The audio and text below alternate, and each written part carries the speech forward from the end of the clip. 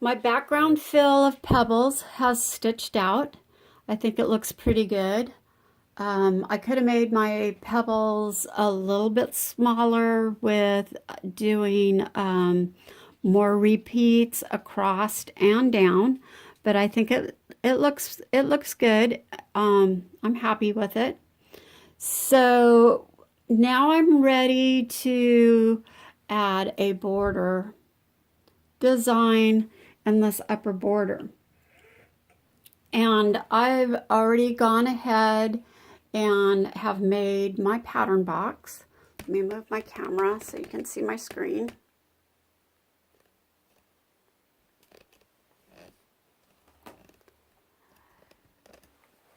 If I move over here to 6 of 6, there's my pattern box for my first border. And what I want to show you is how we can manipulate a really simple pattern like the clamshell pattern to make a custom border. So I'm going to go into my patterns. I've selected my clams, and that's going to bring that in. I'm going to add 5 repeats. And for this, when I size it, I'm going to have my lock off. If my lock is on, it doesn't come all the way to the bottom of my border, and I want it to fill that border. So I'm going to take my lock off and resize it.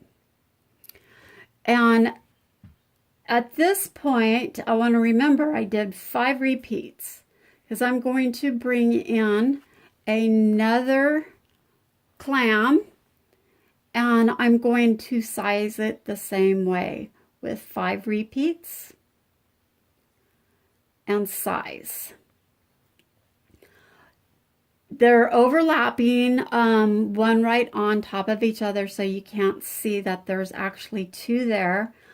I'm going to add 1 more repeat and hit my center side by side, and you can see it took that overlapping row of clams and moved it. So this is the border I want, and at this point I'm going to go in and crop,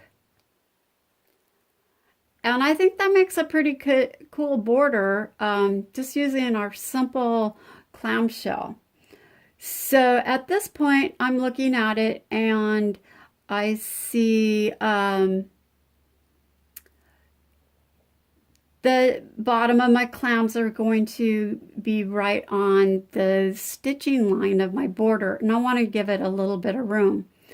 So before I do that, I am going to switch my start and stop of my second row of clams.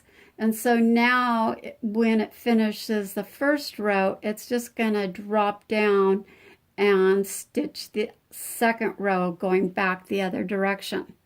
So at this point, I'm going to merge them and make it one design. And I want to go back to my size, and I'm going to shorten up the height of my clams so that there's just a little tiny bit of breathing room at the bottom of my clams, and now it's ready to stitch. So I'm going to go to my home and stitch. I'm going to go ahead and zoom this out so you can see.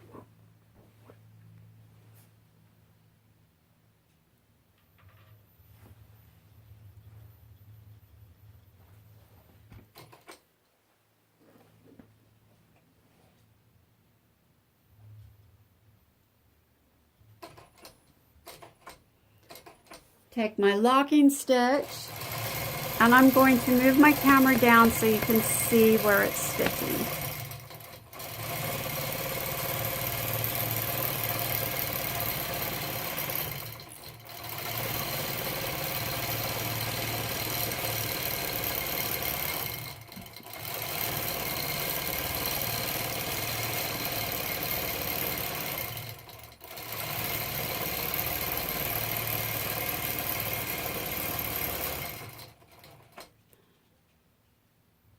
previously I changed my jump stitch to 10 inches so I don't have to cut my thread. It's just going to move down and start again.